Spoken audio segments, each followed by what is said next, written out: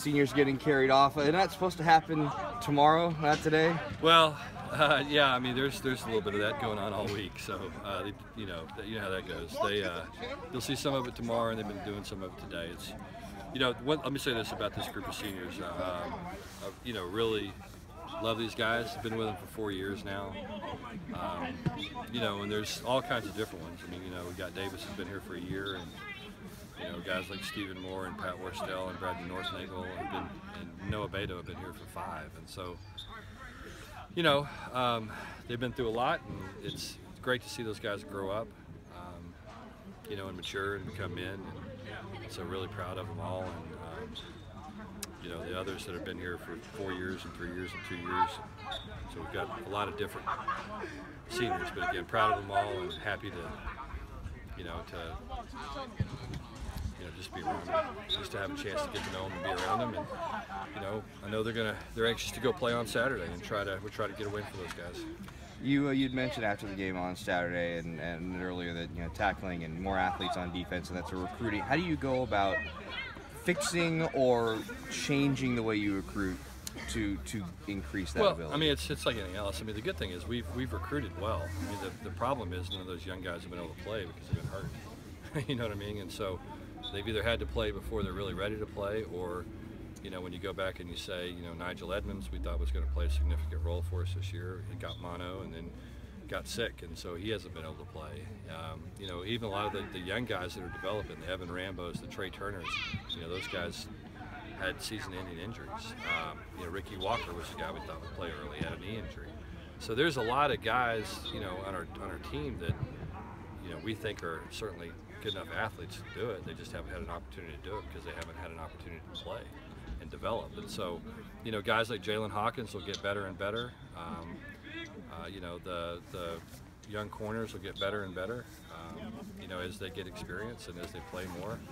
And, we'll get better as a defense about, doing the little things that improve your tackling, leveraging the ball properly and getting guys in the right position. And so, all that comes with experience.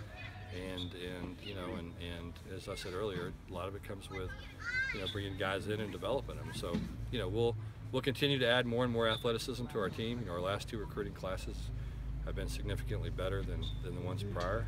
We think this one's going to be better than those, and so that's how you build. That's how you build it.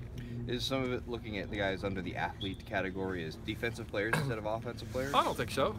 I think again a big part of it's recruiting guys and then putting them someplace and letting them develop. And that's been the issue with us is we brought Luke Rabenzer in here as a quarterback and he starts at safety for us. We brought Jalen Hawkins in here as a wide receiver and he starts at safety for us. We brought Ashton Davis, came here as a walk-on wide receiver, he started corner for us. So I mean, we've had enough catastrophic injuries where we've kind of had to play with some guys that are trying to learn some of the skills that make you a good defensive player. Speaking of Rubenser, is he going to be available this week, you think? No, he'll be out. And Allensworth? Not sure. Trace, anything? I don't know. There was one more, Stovall. No. He won't play. Rusty Becker looked like he was going a little bit early this week. Is he kind of game time, you think? No, Rusty Becker won't play.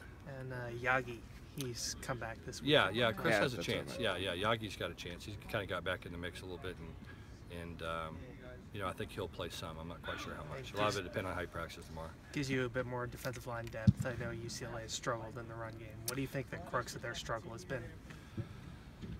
Oh, I just think kind of putting it all together. When you sit back and look at it, I think they changed philosophy in the off season, and when you do that, typically it takes a little bit of time to get all the parts moving together properly. And now I think as the season's progressed, they've gotten more effective running the ball, and I think a big part of it is just those guys have improved and gotten better at what they're trying to do with them. And so,